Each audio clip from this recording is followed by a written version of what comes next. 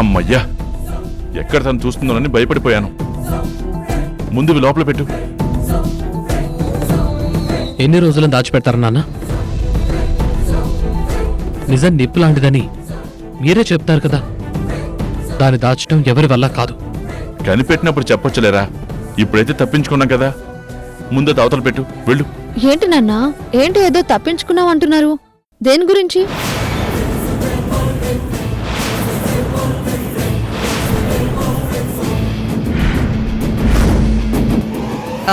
ఏం లేదమ్మా,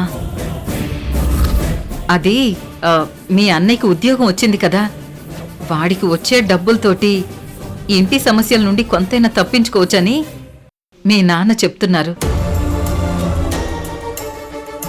అంతే కదండి? అవునమ్మా, అవును, నేను అదే చెప్తున్నాను. అన్నయ్య జాబ్లో జాయిన్ అయ్యి ఇంకా నెల కూడా అవ్వలేదు. మీరప్పుడే ఖర్చుల గురించి, ఇంటి సమస్యల గురించి తనకి చెప్పకండి నాన్న. కొద్ది రోజులు ప్రశాంతంగా జాబ్ చేసుకునివ్వండి. ఈ రోజు నుంచే బాధ్యతలన్నీ నెత్తి మీద పెట్టకండి. అనవసరంగా అన్నయ్య టెన్షన్ పడతాడు. చూడన్నయ్య, వాళ్ళ మాటలు పట్టించుకోకు. నువ్వు ముందు ఆ జాబ్లో పర్మనెంట్ అవడానికి ఎంత కష్టపడాలో అది మాత్రమే చూడు. మిగతా విషయాలేం పట్టించుకోకు, సరేనా? అలాగే ప్రియా. చేతిలో కవర్ ఏంటన్నయ్య?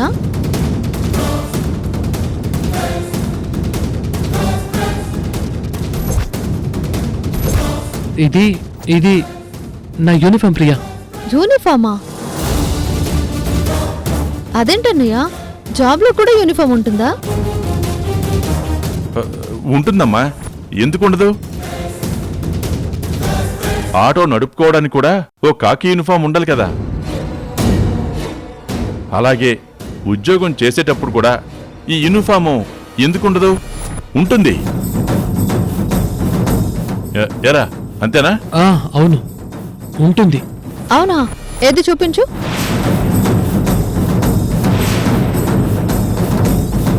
అది కాదు ప్రియా, నువ్వేదో అర్జెంటుగా వెళ్లాలన్నావు కదా, ఇప్పుడు ఇవన్నీ ఎందుకు? వాడెలాగో యూనిఫామ్ వేసుకున్నప్పుడు నువ్వు చూస్తావు కదా. నీకు టైం అవుతుంది, బయలుదేరు. అవును, మర్చిపోయా. సరే, నేను బయలుదేరుతున్నాను. వస్తానన్నా, వెళ్ళొస్తానమ్మా. అన్నయ్య, నాన్న మాటలు నువ్వేం పట్టించుకోకు. వస్తాను.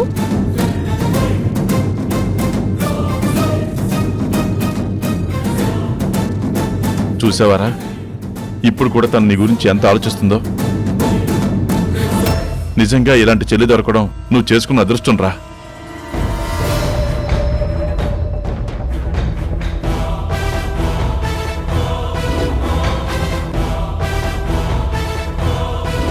మీరొకసారి ఆలోచించండి. మీరు ఉద్యోగం చేస్తున్నట్టు ప్రియకు తెలిస్తే ఊరుకోదు. అయినా పెద్దోడికి ఎలాగో జీతం వస్తుంది కదా, దాంతో సర్దుకుందామండి. లేదులే కళ్యాణి, నేను ఉద్యోగం చేయడమే మంచిది. ప్రియాకి ఏదోలా సర్ది చెప్దాం. ఇలా ఉద్యోగం వచ్చిందో లేదో వెంటనే నా జీవితానికి ఎసరు పెడుతున్నారు. కష్టపడి ఉద్యోగం సంపాదించి వచ్చిందంతా వీళ్ళ ఖర్చు పెడితే నా పరిస్థితి ఏంటి? దానికి చదువు రాలేదు, ఆటో నడుపుతోంది. రేపన్ని బాధ్యతలు నా చేతిలో పెడతారేమో. తప్పించుకోవాలి. అమ్మో.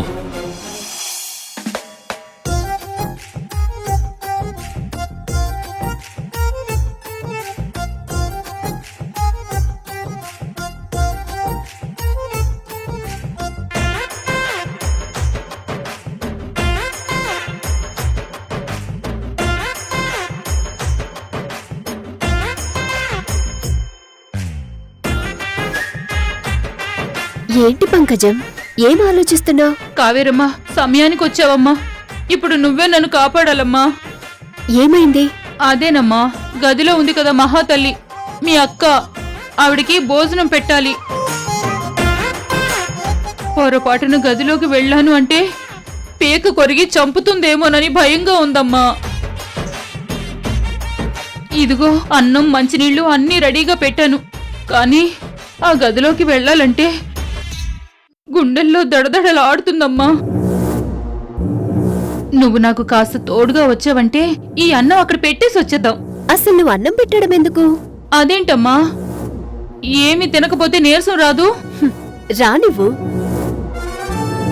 అప్పుడైనా పొగ తగ్గి దారికొస్తుంది, లేదంటే అందరి మీద విరుచుకు పడుతుంది కదా. అమ్మ తనని రూంలో పెట్టి లాక్ చేసి మంచి పనిచేసింది. ఇదేదో ముందే చేసుంటే ఈ పాటికి దారికొచ్చేది. ఏమోనమ్మా, మీ అమ్మగారికి ఉన్నంత ధైర్యం నాకు లేదు తల్లి. టైంకి అన్నం పెట్టకపోతే మళ్ళీ ఏం తిప్పలొస్తాయో ఏంటో. నాకు కొంచెం సహాయం చేయి తల్లి. సరే పద.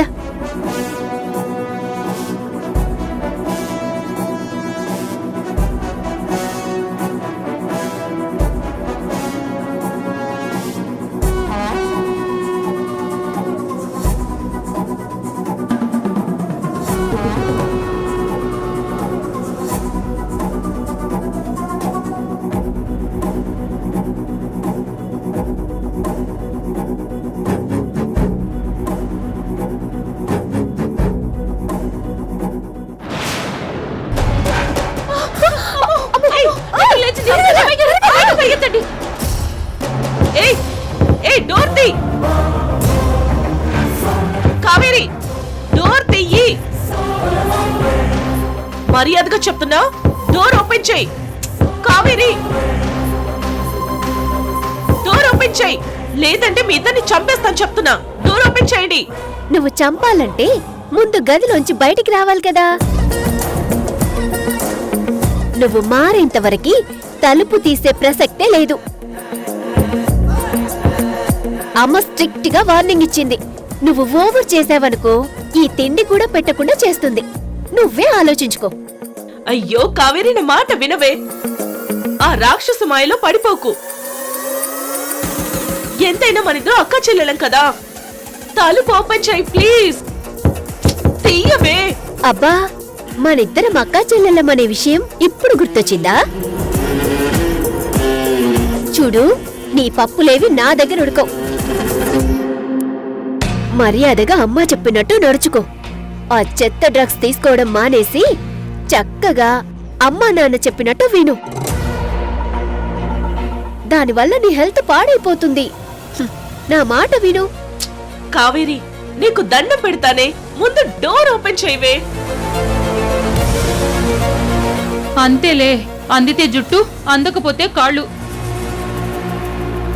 భలే ఉందండి అమ్మాయి గారు. ఏ పంకజం, నువ్వు నోర్మూయి, వచ్చానంటే చంపేస్తా.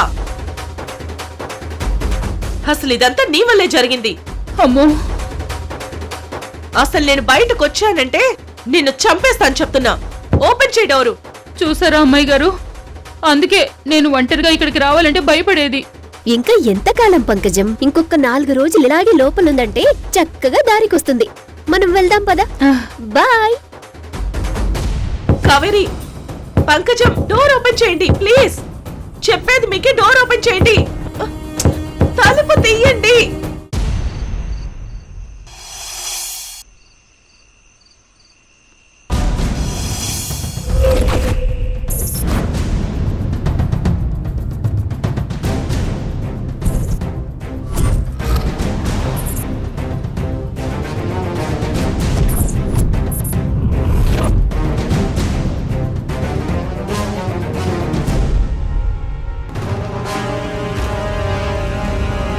ఈ పాటికి ప్రియా ఆటోతో రెడీగా ఉండుంటుంది. ఇప్పటికే ఆలస్యమైంది, త్వరగా వెళ్ళాలి.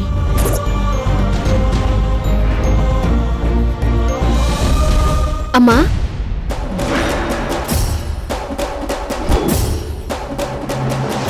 ఏంటి కావేరి? ఇంత రాత్రిపూట ఎక్కడికి బయలుదేరావు? అది ఎక్కడికి లేదమ్మా.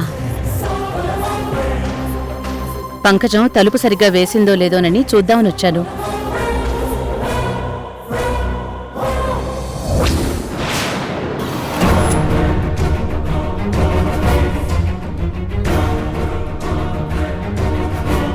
కరెక్ట్గానే లాక్ చేసింది.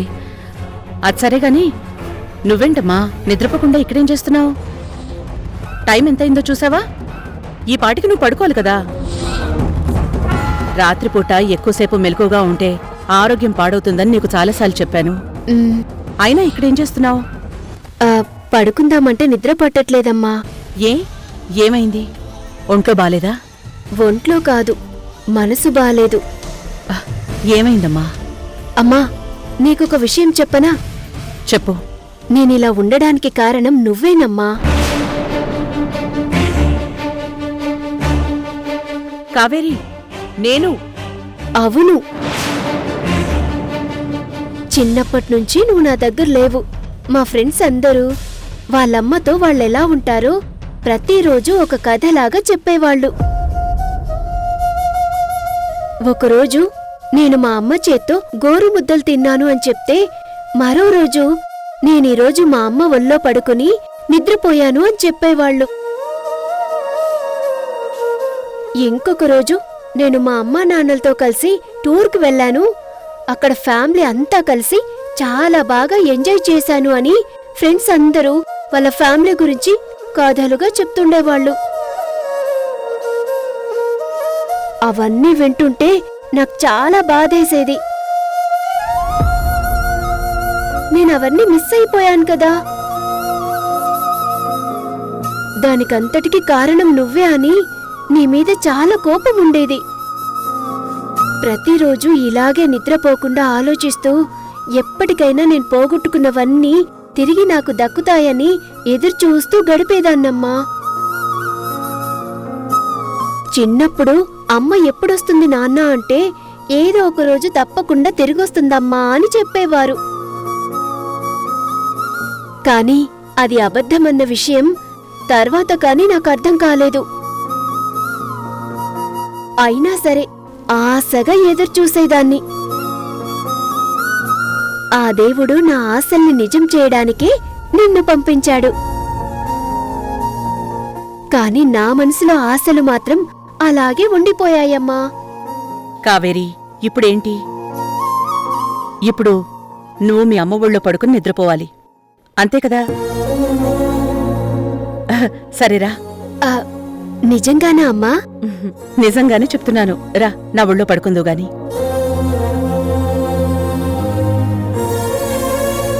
పడుకో.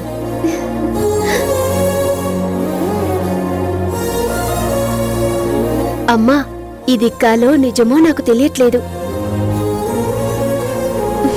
నిజంగా ఇలాంటి రోజు ఒకటి వస్తుందని, నేనింత హ్యాపీగా ఫీల్ అవుతానని నాకు తెలీదమ్మా. నాకు ప్రతిరోజు ఇలా అమ్మ ఒళ్ళో హాయిగా పడుకొని నిద్రపోవాలనిపిస్తుంది. అలాగే, ఎక్కువ ఆలోచించకుండా ప్రశాంతంగా పడుకో. అమ్మా, నా కోసం ఒక పాట పాడతావా? పాట? ప్లీజ్ అమ్మా, ప్లీజ్. సరే, పాడతాను, పడుకో.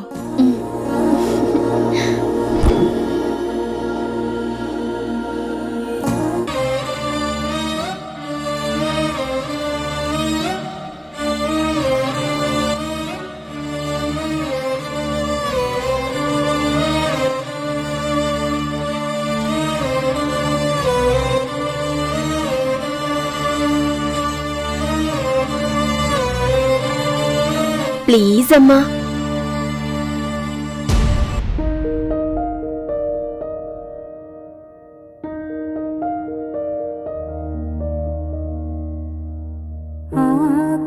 ఆకాశంలోన ఏకాకి మేఘం శోకానిదా వానా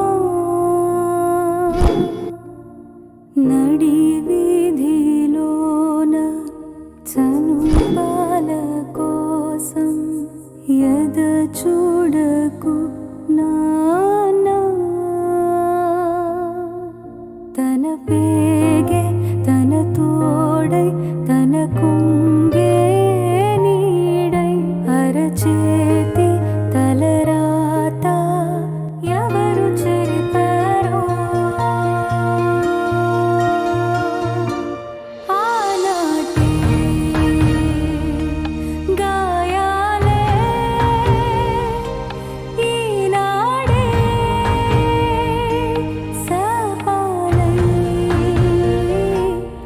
రానమ్మా. నా కోసం ఏ జోలా పాడాలో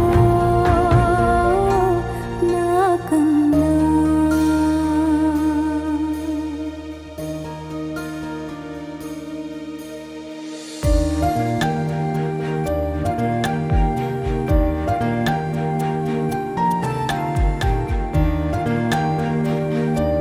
ఏంటండి?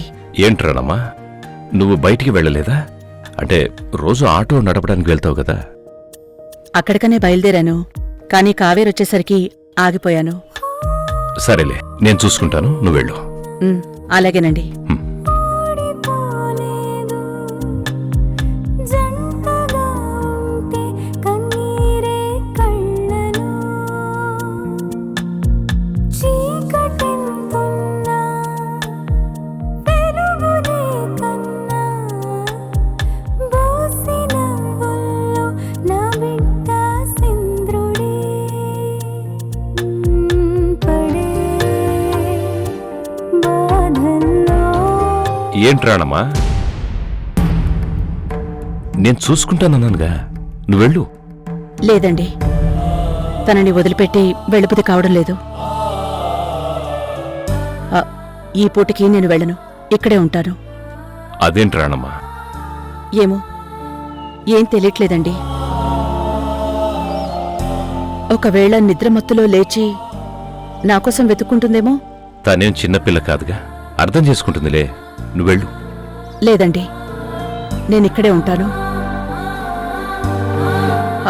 మీరు వెళ్ళి పడుకోండి. సరే, నీ ఇష్టం.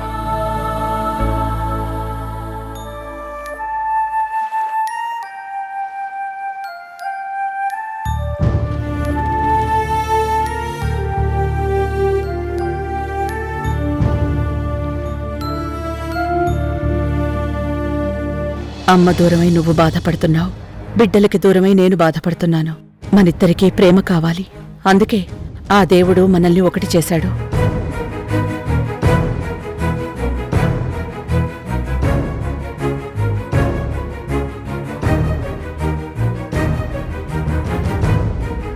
ప్రియా, ఈ పూట నేను రావడం లేదు, ఆటో తీసుకుని నువ్వు వెళ్ళు. ఏమైంది అత్తయ్య? ఏం లేదు, కాస్త ఒంట్లో బాగోలేదు అంతే. ఓకే అత్తయ్య.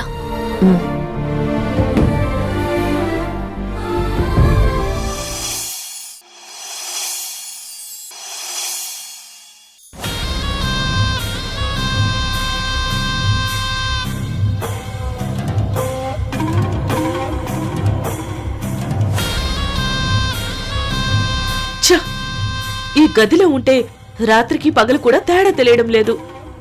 ఛ!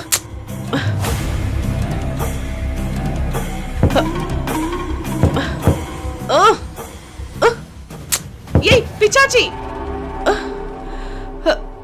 ఛ! ఇంకా లాక్ చేసే ఉంచిందా పిశాచి?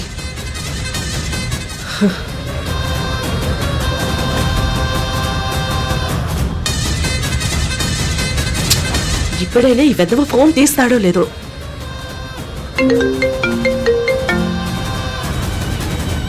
హలో అన్నయ్య, రాత్రి ఎన్నిసార్లు కాల్ చేశాను, ఫోన్ తీయవేంటి? చెప్పు కార్తిక, నైట్ కొంచెం ఎక్కువైందిలే. విషయం ఏంటో చెప్పు. నన్ను గదిలో పెట్టి లాక్ చేస్తుంది అన్నయ్య. వాట్? అవునన్నయ్య. ఎక్కడున్నావు చెప్పు. అది ఎక్కడో కాదు, మన ఇంట్లోనే ఉన్నాను. ఆ డెవిల్ నన్ను లోపల పెట్టి బయట లాక్ చేసేసింది. నిన్ను గదిలో పెట్టి లాక్ చేసిందా? ఎంత ధైర్యం తనకి? ముందు నన్ను బయటకు తీసుకురా అన్నయ్య, నాకు ఇక్కడే ఉంటే పిచ్చెక్కేలా ఉంది. ఇప్పుడే వస్తున్నాను. హా.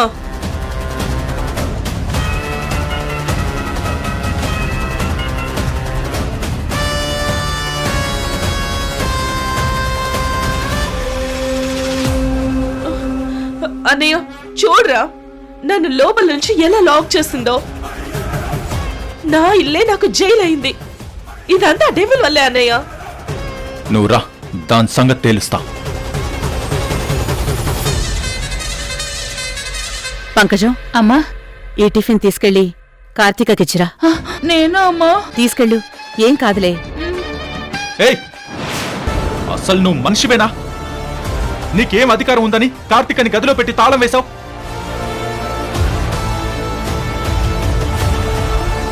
కృష్ణ, మీ అమ్మ ఏం చేసిన అందులో ఒక అర్థం ఉంటుంది. ఒక ఆడపిల్లని గదిలో పెట్టడంలో ఏంటి అర్థం? అసలు తనెవరు? మీ కూతురు. ఆ విషయమైనా మీకు గుర్తుందా?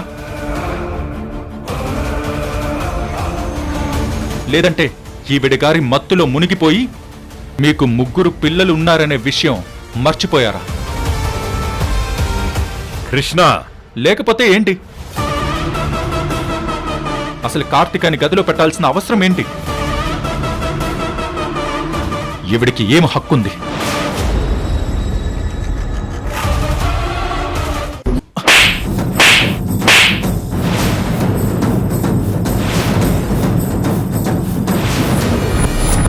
నా మీదే చేయి చేసుకున్నావు కదూ?